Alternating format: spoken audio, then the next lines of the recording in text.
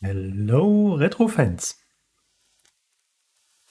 I was very close to kind of scrap this whole episode because, well, I found myself on the verge of getting lost in another topic, but more about the reason behind this a little bit further on in the video. Basically, there were a couple of hiccups here and there, and when I finally decided that I have enough content and decided to, well, let's record the video, I did a major mistake. A real big mistake, something I should have learned from the past already, since it happened a couple of times, but well, there's some sort of a reflex, and if you start your main recording program, in my case it's OBS, and there pops up a message, new version available. I don't know, I clicked OK, and it installed, it started, and actually most of the stuff I had created, my scenes, all that stuff was kind of messed up. And well, I went through this, found that just something had moved from there to there, and no major thing. It was probably more my fault that I had set up something in the wrong way. But yeah, I was very, very slow in learning, because the next day, when I thought, okay, now it's about time to record the video, I started my PC and another message popped up from Loop, new software for the Loop deck. And since I had some troubles with some functionality of the Loop deck in combination with OBS, I thought, well, okay, the last time OBS went to 64-bit, I had to update the Loop software as well in order to get this working. And I clicked OK, and it installed, and nothing worked at all.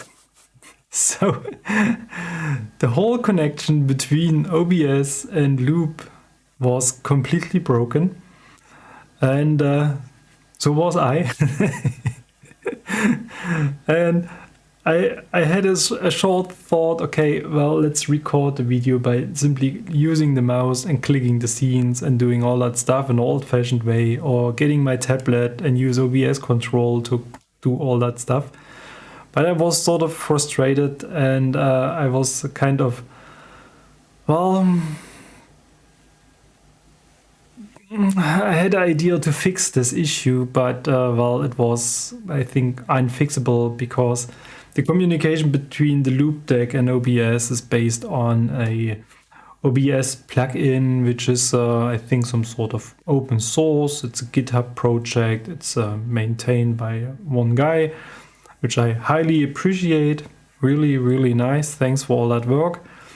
But due to the updates on both sides, OBS as well as Loop, the plugin wasn't working anymore. So there was simply no communication between those two programs.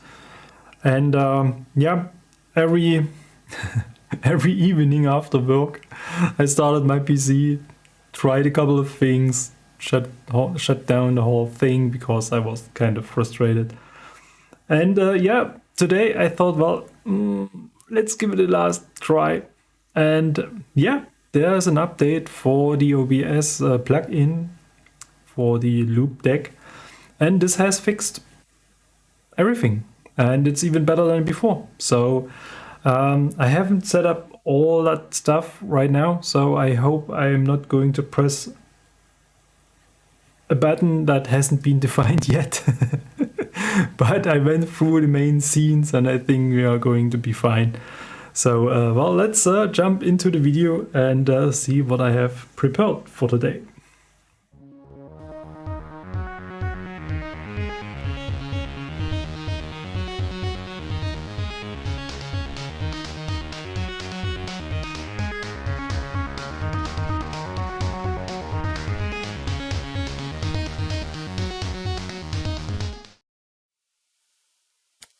Yep, and as you may have seen in the title already, it's all about Nebulus, Tower Toppler, Castelian, and the name I forgot already. I should have written it down. And yeah, yet another one game on different systems video. But rest assured, that's not going to be my main direction, my main hobby. This is just something I came up with after the drop zone video, because before I did the drop zone video, I had spent already some time in investigating the different versions of Nebulus / Tower Toppler, which is probably the most known names of the game. And therefore I decided, well, okay, I spent already so much work, so let's combine this in one video. But as I said, I was really close to the verge of getting lost again, because there's one version missing, and I'm really sorry for this. I couldn't even get this running in an emulator quite quickly.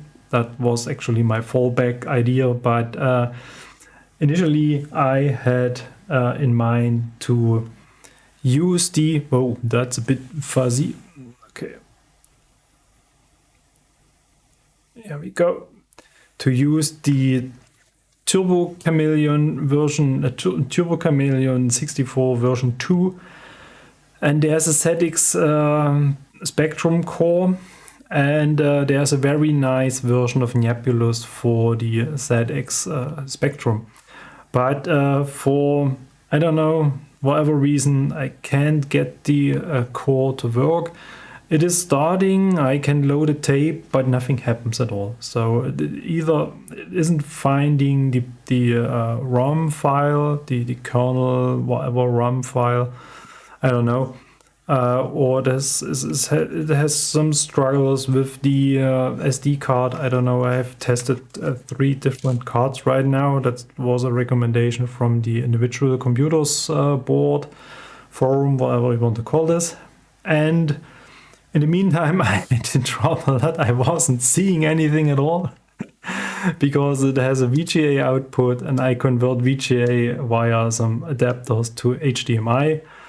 And usually I'm using the OSSC for this, but my experience from the past was simply that the OSSC and the TC64 V2, they are not very close friends, and I had a lot of sync issues and all that stuff. So I decided, well, let's give those other converters I have on hand a try. And as you can see, I have actually 3 different HDMI, VGA to HDMI converters. And well, they do their work, some better, some not so good, and some are working in the C64 mode quite okay, and the other works in the Amiga core quite okay, and it's not all that perfect. But anyway, that's not going to be the topic of today. It's just my whole situation here. And yeah, as the title has stated already, it's going to be about Nebulus. And I have some sort of a personal connection to the game. I don't know how to describe this. But it was one of the very first games I got for the C64. And as you may know, I started using the C64 in the very late 80s, early 90s. I can't really pin that down. So it must have been somewhere between 89 and 90, somewhere in this range. And therefore, my knowledge about the system was actually pretty poor, since I didn't grow up with it. So I had to kind of catch up with all that stuff. But as I said, Nebulus was among the first games I had for the system, and I really was impressed, and I'm still being impressed about the music and the tower and everything, the graphics. And yeah, so it's some sort of on and off. So sometimes I play it, sometimes not. And then as I started to kind of discover the whole Nintendo NES world, I learned that there's another version called Castelian, which is actually Nebulus for the NES. And indeed, there's a version for the Game Boy as well, and there are other versions, and we are going to have a look at this. And without further ado, let's jump right into the topic so that we can see what's going on. And the first one is actually Nebulus on the C64.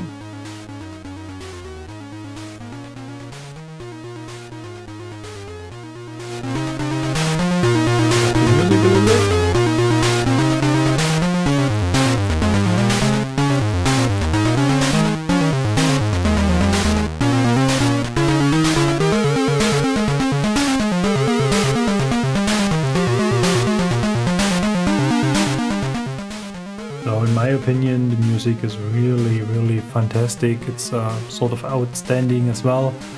And yeah, the graphics are really, well, fine for the system itself.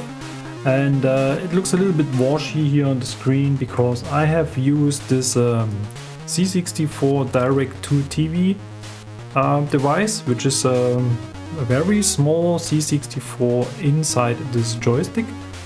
And it comes with a couple of games pre-installed, so to say, and one of these games is actually Nebulus. And I thought, well, that's actually a funny idea to use this one to play the game, and it plays surprisingly well. The joystick is not at the level of a Quickshot Competition Pro or something like this, but it's a bit better than the original joystick for the C64 Mini, I have to say. And yeah, it plays quite fine. And the C64 version we are going to see here right now is actually the only version I have played in PAL, because I couldn't find a version that runs on an NTSC 64. I just had, I don't know, 4 or 5 different versions, and they all had some graphical issues and troubles. So I think there must be a version, and it's called Toppler then, because it was released not here in Europe, it was released in the US, and there it has a different name. But as I said, I couldn't find a version that was actually working. And yeah, now we can see the gameplay, and well, it's actually in this case Pogo trying to get up the tower here. And there are a couple of things that are kind of, well, trying to prevent this. And yep, so on the C64 you have some sort of a, well, let's say moderate time limit. So as you have seen, I did a major mistake. I was kind of dropped by this spinning thingy coming around. And I even managed to reach the top with comfortable amount of time left.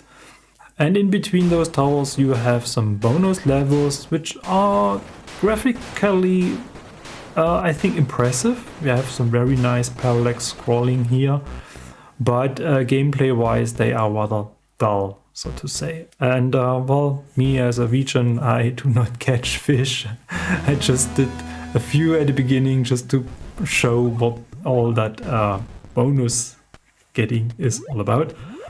And yeah, so you're trying to finish as much towers as possible within your, well, let's say, range of lives. And every time the time is up or you drop into the water, you're going to lose a life. And that's actually all we have to say about this whole gameplay. It is based most of the time on simply learning the towers, learning how to go through the different stages here, and to learn the timing of the, well, let's call it enemies or obstacles, or I don't know what we want to put this. And yeah, as we are going to see on the other systems, there are some differences, and most of the differences are based on timing. So if you really get used to one version, you may apply your knowledge about the towers to the other versions, but in terms of timing, you really have to relearn the game again. And we will see some versions where the timing is even off by a huge amount, so where the game almost becomes unplayable. And yeah, that's actually all we have to say about this. I will shut up for a while so that we can listen to the game sounds here.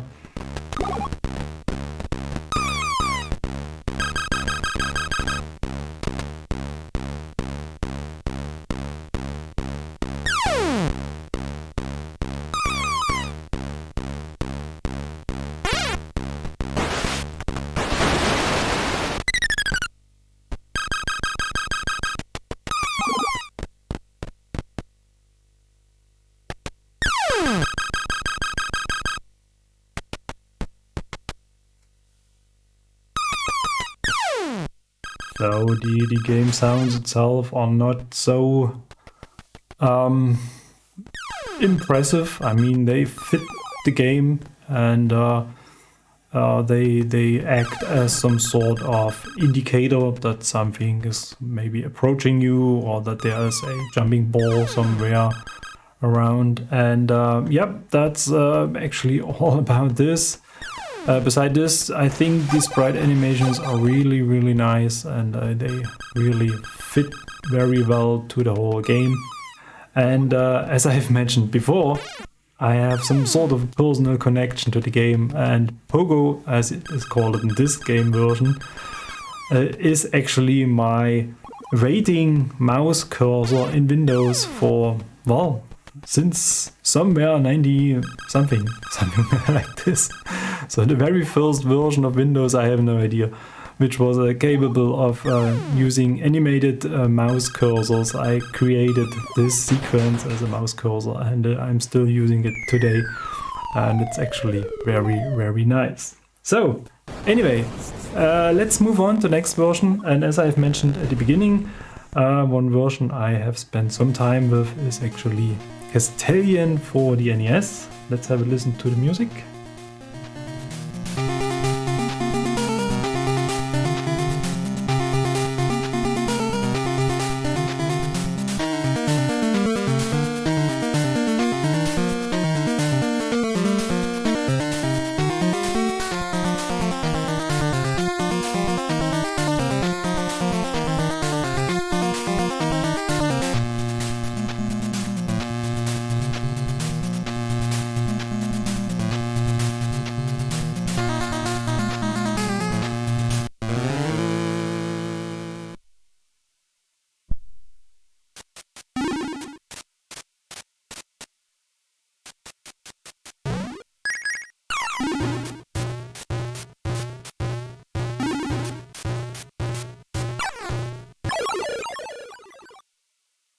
So, and here we can, here we had the first example of different timing.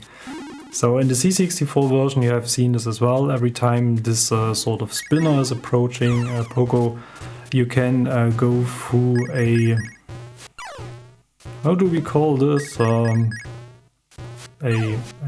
hallway or something like this, to kind of bypass the spinner.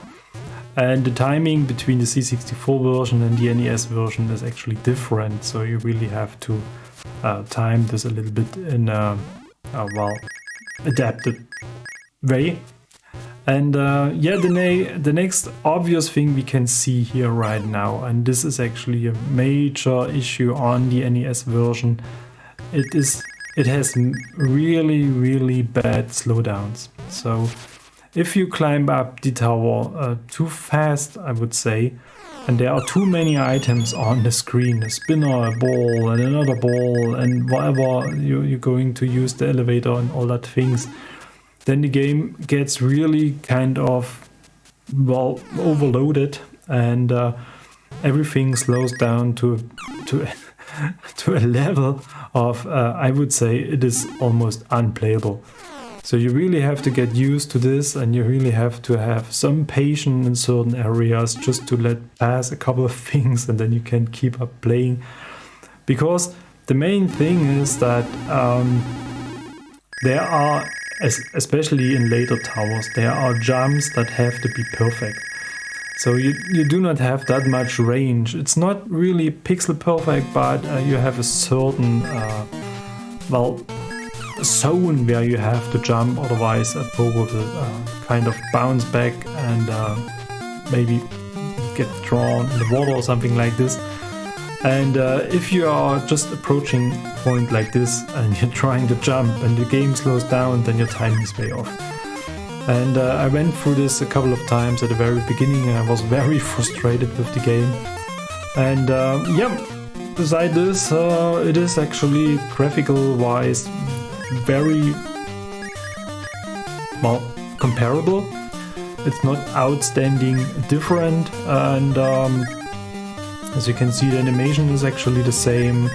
There is one small detail, so if Juliet, as it is called in this game, has finished one tower, and he's coming back out of this tunnel, whatever we want to call this, he is blinking with one eye, and on towers with an uneven number, he is actually using his right eye, and on towers with an even number, he is actually using his left eye, and that's a very nice detail. And he's not doing this in the C64 version, so that's something they have added. But beside this, you may expect that the NES has, the NES version may make use of the better color palettes available on the NES, so that we have some shades of green or something like this. But well, no, it is actually almost a copy and paste, so they haven't added anything in to kind of spice up the game a bit. But since it is struggling with the slowdowns already, then maybe that was a better decision. I have really no idea whether this is really based on the fact that the Nintendo NES is actually a tile-based system, so there are no real graphics you can kind of shift and move around or something like this. So every time the tower is rotating, the NES has to create a new set of tiles. But I would think that this is actually just a matter of having enough tiles somewhere in the memory, and then just swapping out those tiles. So maybe Chiropolis, who is very good at kind of analyzing those sort of games, may make a video about this, may drop him a hint or something like this. And yeah, that's actually Castelian on the NES. As you have seen, the bonus level is indeed different. And compared to the C64 version, I have to admit I like it more, or I like it better, whatever you want to call this. Because it's actually very fun to play. It has an own soundtrack, we can listen to it as well.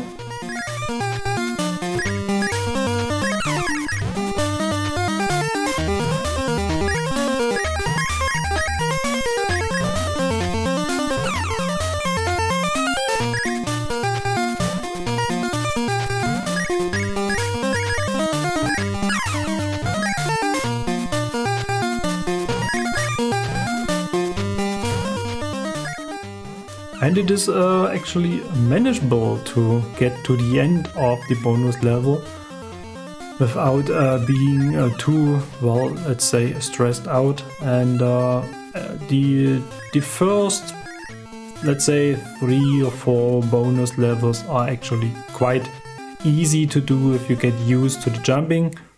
And fortunately, there's actually no slowdown in the bonus levels, so sometimes it makes more fun to play them instead of the main game, like the towers itself. And yeah, that's actually the end of the NES part. I was kind of surprised as well. I thought I had a third tower in it as well. But let's move on to the next thing. And for this, we are jumping quite quickly back to my desk. And as I have mentioned at the beginning, Castelian is available for the Game Boy. And it's a very nice cartridge and very nice label, what we want to call this, nice graphics.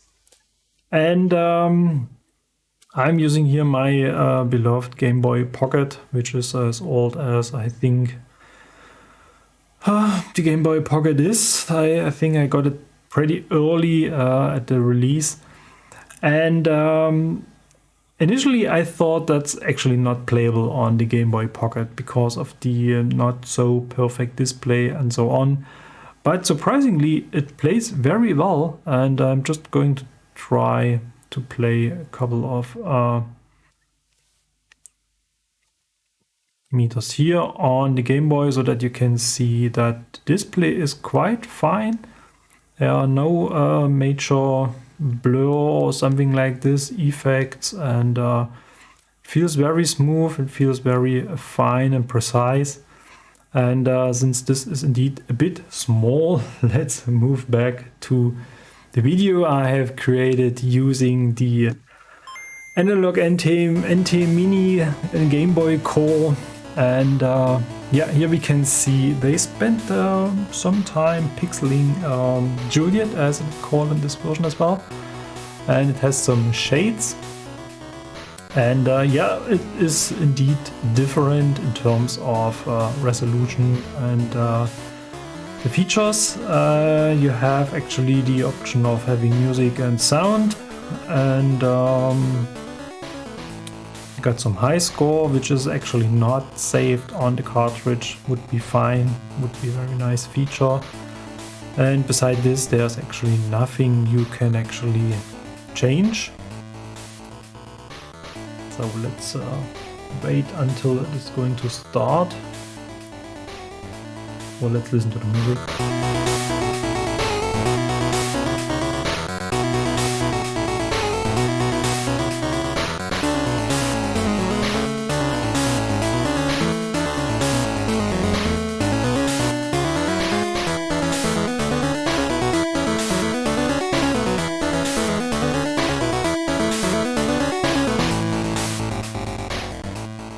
Now, in my opinion, the music sounds a bit better compared to the NES.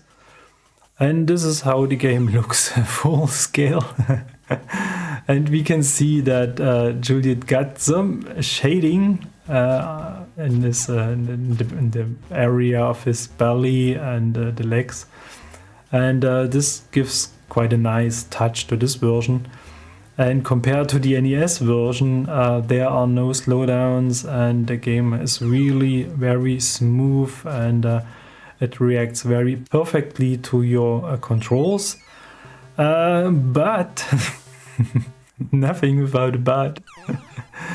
It is challenging. So compared to the standard NES version in Novice mode, you may have seen that there's a difficulty switch in the NES version between Novice and Hero, I think was, yeah. Here you just have this mode, and this is actually comparable to the Hero mode on the NES, which actually is just a shorter time limit to reach the top of the tower. And yep, so it is indeed a bit challenging, and as you can see, the jumping is different on the Game Boy. So Juliet is very, very sensitive. If you hit an edge a bit too early, then he kind of falls back. This is a little bit comparable to the C64 version, where it feels almost the same, but not as drastic as compared to the Game Boy version. And this makes actually playing the game a bit hard, because you have really spot on with your jumps, with the timing of your jump and the position of your jump.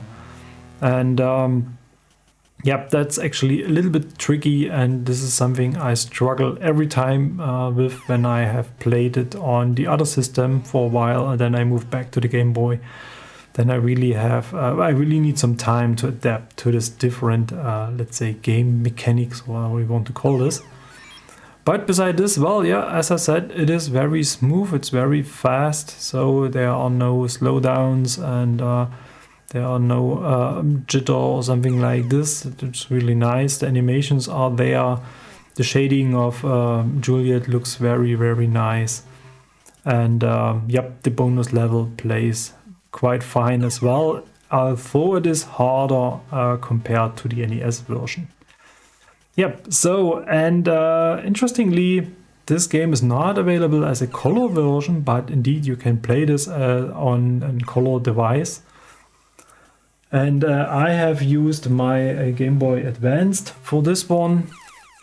And the nice thing is that, let's move to the desk for a moment.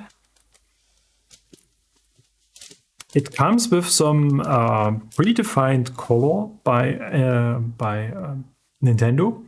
But if you press A and up while switching your Game Boy Color or Game Boy Advanced, then it looks a bit brownish. But if we jump into the game, actually... Oh, got stuck. Interesting. Let's try it again.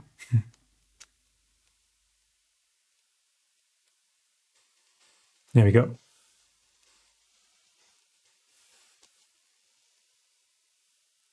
We have a green Juliet. The tower color will be the same for every tower, but well, I like this color mode. Very nice. Very... Oh, I haven't paid attention.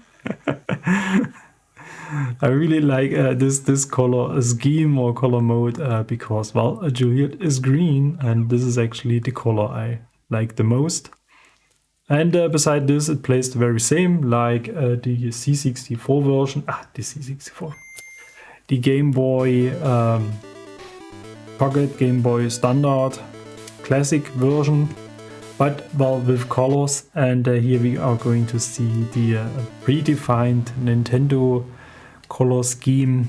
And yeah, we got some sort of a brownish Juliet and brownish obstacles, opponents, whatever we want to call those thingies. And well, towers green. That's purely up to your own taste. You can test all the different color schemes. You can even play it in black and white on the color devices as well. And yep, beside this, no differences. Even sound wise, it's the very same.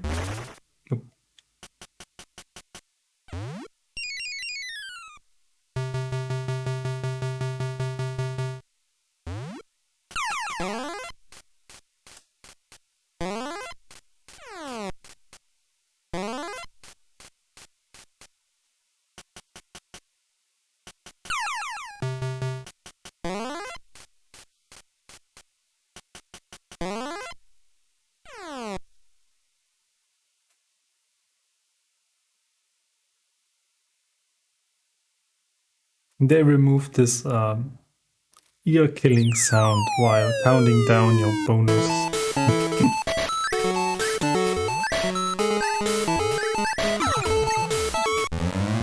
That was a short bonus level, I have to admit. Yeah, and as you can see, the towers all have the same color, and here we have the same jumping issue, so to say. If you jump a little bit too early and hit the edge of the opposite portion, whatever, then Juliet kind of bounces back, and this may cause some troubles here and there, but that's actually something you get used to it. There's actually no way to save your game progress, so you really have to start at the very beginning, and therefore it becomes a bit tedious over a while if you want to reach the later towers, because you have to go through the first towers over and over again. And so yeah, there's some sort of, let's say, muscle memory development, and you play through the towers more or less automatically.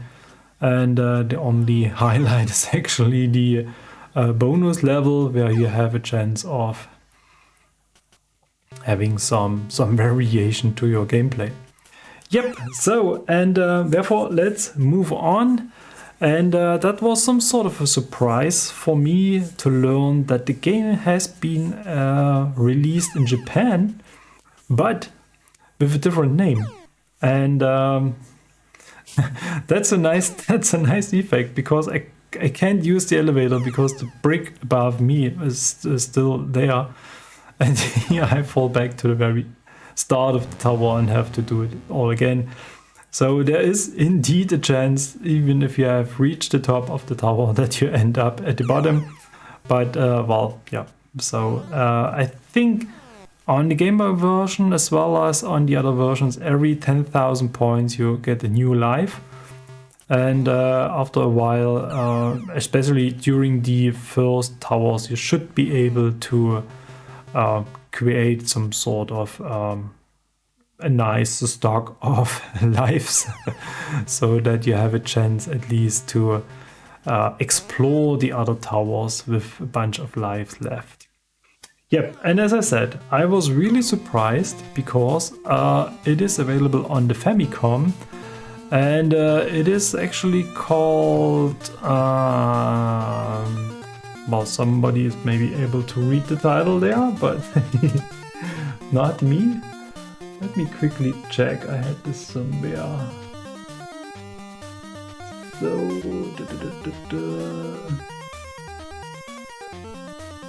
Kyoro-chan Land. I hope the pronunciation is almost right. And the main difference here is actually they implemented the password system. So every time you finish a tower, you get a password. And with this, you can start at this point the next time. And this is actually very, very nice. But it comes with a price. You really have to get used to this very weird and very irritating character. And I have to admit, I played this game for a few hours, so to say, and basically the main reason was getting used to this stuttering and slowdowns and trying to adapt myself to the timing. But I never get used to this character animation. It really confuses me. It really looks very, very strange. But well, as I said, beside this, the version is the very same compared to the NES, with this major slowdowns and this major disruption of your timing, and it's not really enjoyable to play. And yeah, but well, if you have in Famicom, if you prefer the Famicom, and you may have a chance to get this as an original from Japan, it's probably a nice addition to your collection. And beside this, I don't think I'm going to enjoy this version at all. And yep, anything else, it's actually the very same. So the bonus level is the same, this annoying bonus sound is the same. And there are no real changes. I haven't made it so far yet. And here we can see the password at the bottom of the screen, and you can write it down, and you can start at this point in time, or at this stage of game, whatever you want to call this. And yeah, that's the Famicom version of Nebulus. And well, unfortunately, the last version, as I said, I couldn't get the ZX Spectrum version to work, because I think this is actually a very nice version. But there's another one, and I was really surprised to learn about this version. And it's actually on the Atari 7800. And oops. more like this.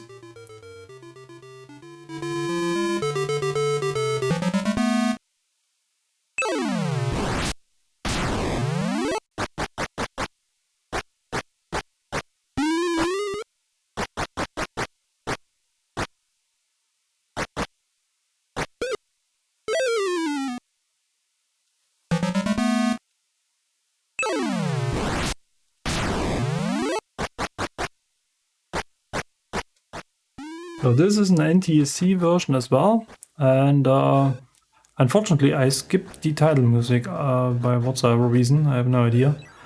And yeah, it looks a little bit strange, and I think that's actually not how it looks on a real CRT TV, I think, because this is some sort of special graphics mode, it's some sort of high-res graphic mode. And this is actually interpreted a little bit differently by original CRTs. You may have seen this on the Apple computers as well. And yeah, so I think the 7800 core on the NT Mini isn't really reproducing this in a very good way. And beside this, it is kind of a horrible version as well. So it plays very slow. I tried to compare this to videos I found on YouTube, and I even run this through an emulator, and I thought it was actually the same. So it's actually not the NT Mini core that fails here. I think it's really actually the game, which is yeah, it feels like it runs at 20 frames per second, and it has some slowdowns, and it is not really enjoyable. Graphic wise, I mean, for the 7800 it looks very nice. We got this the very same parallax scrolling like on the C64, the very same bonus system catching this fish, and yep, it is actually going through this as well. And yep, the colors are quite fine. We have some shades of green, and the main graphics are actually very comparable, but no, it doesn't play very good in my opinion.